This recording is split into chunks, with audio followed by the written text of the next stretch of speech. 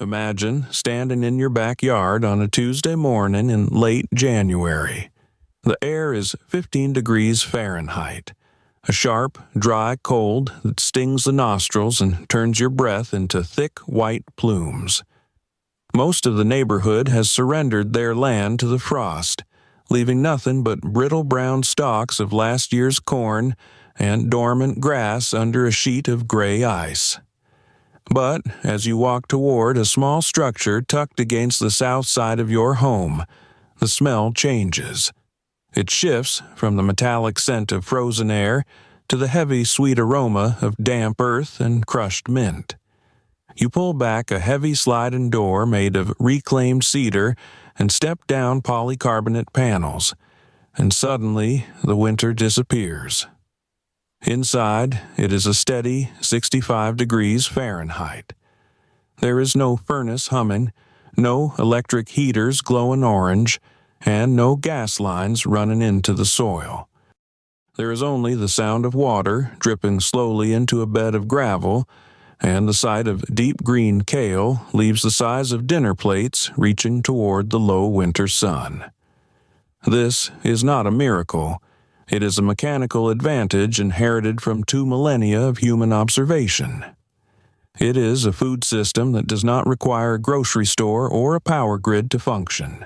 It is the realization of true sovereignty, built with common materials and a basic understanding of how the earth stores heat. The foundation of this independence begins with the concept of thermal mass, a principle utilized by the Romans to heat their villas and by the Pueblo people of the Southwest to survive the high desert nights. In a standard, modern greenhouse, the thin plastic walls allow heat to escape the moment the sun slips behind a cloud. To fix this, we look at the common 55-gallon steel drum. These are heavy, industrial containers, often painted a deep midnight blue or charcoal gray. When filled with 450 pounds of water, each drum becomes a thermal battery. You line the north wall of your growing space with 20 of these barrels. During a clear February day, the sun strikes the dark metal, and the water inside absorbs the radiation, slowly climbing in temperature. By 4 p.m., while the outside world begins its rapid descent into a deep freeze, these barrels are radiating a soft, consistent warmth. They hold the heat of the sun in their liquid core, releasing it grain by grain throughout the dark hours. You can press your palm against the cold metal in the middle of a blizzard and feel the stored energy of the afternoon sun still pulsing through the steel. Beneath your feet, the second layer of this ancient engine is at work. While the air temperature fluctuates, the earth 6 feet below the frost line remains a constant 52 degrees Fahrenheit to 55 degrees Fahrenheit, regardless of whether there is a heat wave in Kansas or a polar vortex in Michigan. To harness this, we utilize the earth-sheltered design, often called a Walipini. You don't build on top of the ground, you build into it. By digging a rectangular pit 4 to 5 feet deep, you're wrapping your garden in the ultimate insulation. The walls of this pit are lined with rough-cut limestone or simple stacked cinder blocks.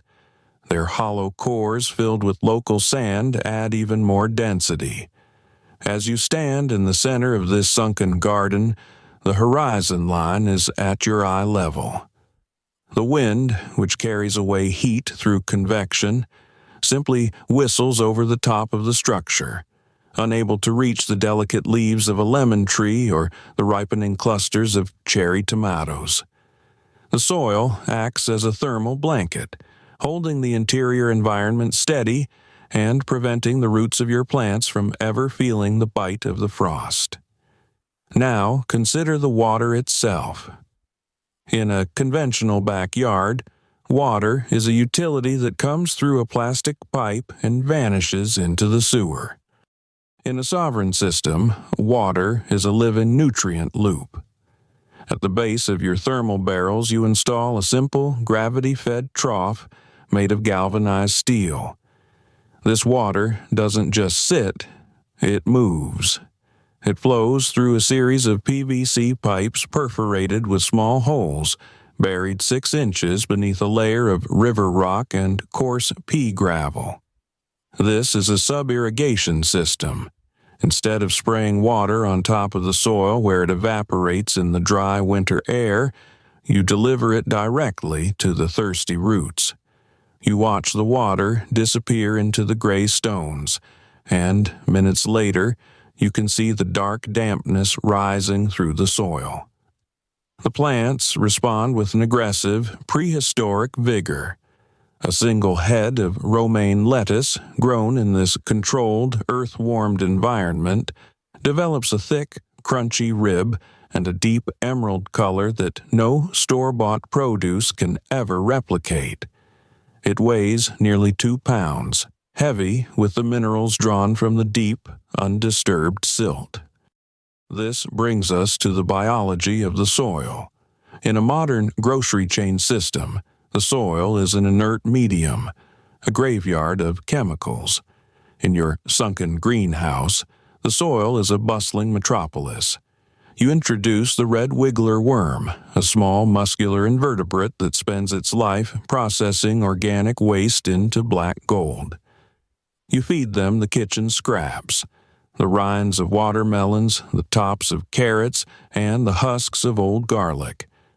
As they move through the earth, they create tiny tunnels that allow oxygen to reach the roots, preventing rot and encouraging the growth of beneficial fungi called mycorrhizae. These fungi attach to the root hairs of your pepper plants, extending their reach and allowing them to pull nutrients from feet away. The smell of this soil is intoxicating. It is the scent of a forest floor after a rainstorm, rich with geosmin and the promise of endless calories. You're no longer a consumer waiting for a delivery truck. You're a manager of a biological reactor that turns waste into a steak dinner equivalent of vegetables. The sunlight is the fuel, and the way you capture it requires a specific geometry. You don't just put windows anywhere. You calculate the angle of the winter sun for your specific latitude, perhaps 32 degrees in the lower Midwest. You tilt the south-facing glazing, thick, twin-wall polycarbonate, to be perpendicular to those winter rays. This allows the maximum amount of light and heat to penetrate the skin of the building. To the naked eye, the light inside is blindingly bright, reflecting off the white-painted back walls and bouncing into the dark corners where the spinach grows. Even on a cloudy day, the polycarbonate scatters the light, ensuring that every leaf, from the highest vine to the lowest seedling, receives the photons it needs for photosynthesis. You can see the oxygen bubbles forming on the underside of a Swiss chard leaf, a silent, microscopic factory producing the very air you breathe. The transition from a dependent lifestyle to a sovereign one is felt in the hands. It is the weight of a heavy steel spade as it bites into the frozen turf to start the excavation. It is the rough texture of the 55-gallon drums as you roll them into place. The sound of the garden hose filling them with a low, hollow resonance that turns into a deep thrum as they reach capacity. It is the smell of the pine resin from the framing lumber as it warms up for the first time in the spring sun. This system is a rejection of the fragile, just-in-time logistics of the modern world. It is a return to the physical reality of the seasons, using gravity, mass, and biology to create a sanctuary of abundance in a world that is increasingly uncertain. You are building a bridge back to a time when a family's survival was written in the soil they tended, but you're doing it with the efficiency of the modern age. This is the first step toward a life where the phrase food shortage is something you read about in the news but never feel in your stomach. As the sun begins to dip lower in the sky, casting long, violet shadows across the snow-covered yard, the third layer of this ancient engine reveals its mechanical brilliance, the climate battery. While the barrels on the north wall handle the immediate radiation of the sun, the ground beneath the greenhouse serves as a deep storage reservoir for energy. Using a simple 4-inch corrugated drainage pipe, you create a labyrinth of air passages buried 4 feet deep in the soil, snaking back and forth in a grid of black plastic.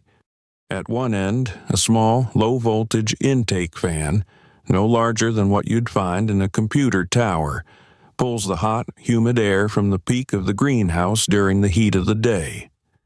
This air is forced down into the cool earth. As it travels through the pipes, the heat is transferred directly into the surrounding soil mass. The moisture in the air condenses against the pipe walls, trickling out into the deep earth to provide a constant source of subterranean hydration. By the time the air exhausts back into the greenhouse from the other side, it has been stripped of its excess heat and cooled to a steady 55 degrees Fahrenheit. You have effectively turned the entire floor of your homestead into a thermal capacitor.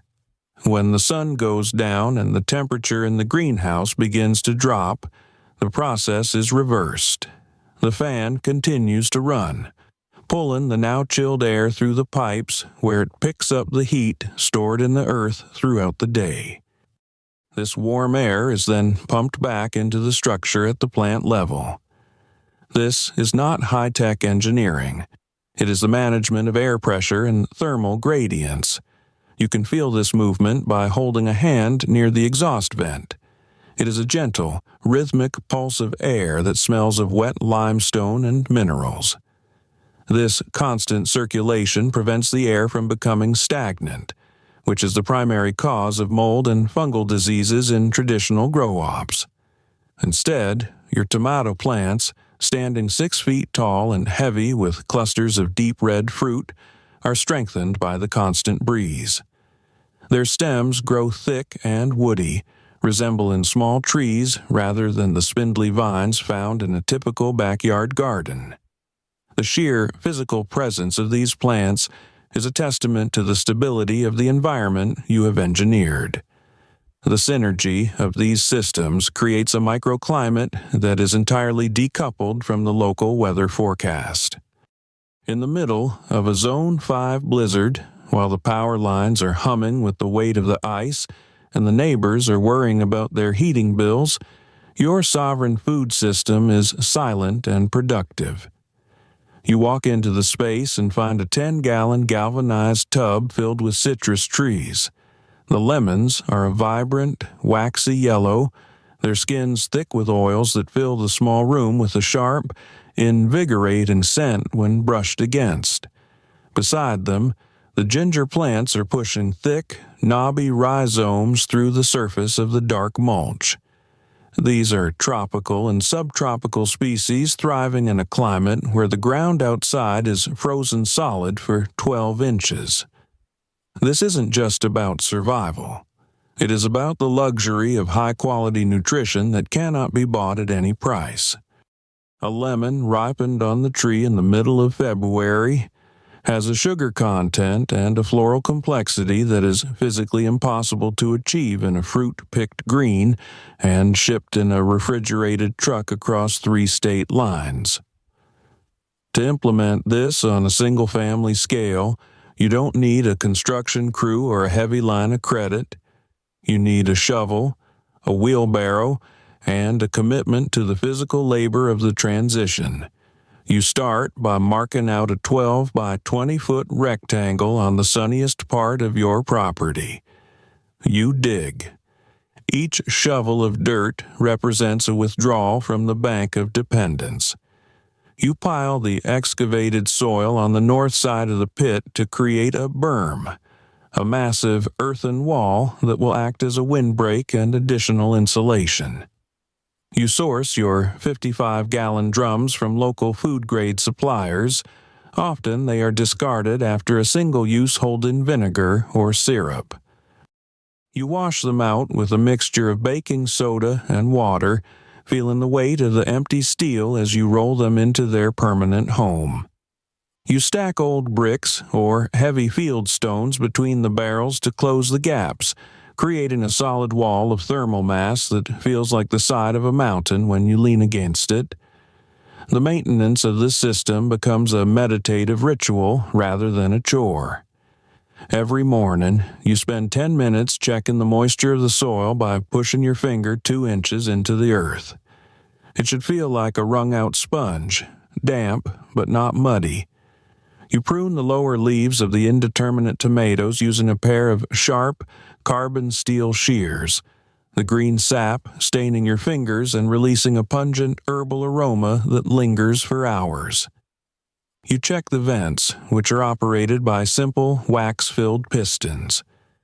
As the air inside heats up, the wax expands, pushing a rod that opens a window. No electricity is required. It is a mechanical response to the laws of physics. The sound of the wax actuators creaking open in the morning sun is the heartbeat of the structure, a signal that the system is breathing and regulating itself. The independence found here is both physical and psychological. In a world of digital abstractions and fragile supply chains, there is a profound sense of security in seeing 200 pounds of potatoes resting in the dark, cool corners of your sunken beds. You see the rosemary bushes, their needle-like leaves covered in a fine dust of fragrant oils, and you know that you have the ingredients for 1,000 meals regardless of what happens at the supermarket. You are no longer participating in a system that views food as a commodity to be traded. You view it as energy to be harvested. Your hands are calloused, your boots are stained with the rich black compost of your own making, and your mind is quiet. You have removed the middleman between the sun and your dinner table. As you stand in the doorway of your greenhouse one last time before heading back into your home for the night, you look back at the lush, vibrant life you've cultivated.